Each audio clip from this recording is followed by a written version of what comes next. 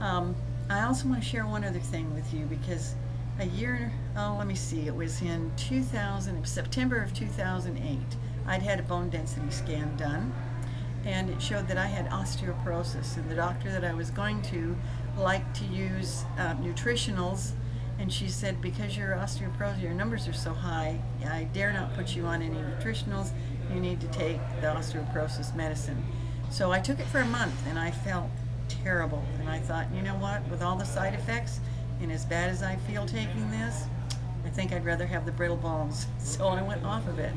Well, I also started ProArgi-9 in May of 2009 and ran another bone density scan in January at Dr. Prendergast's office, and I don't have any more osteoporosis. My numbers are really low, and I'm excited about that too. So I love ProArgi-9. I'm grateful for this opportunity to share my story, and thank you so much.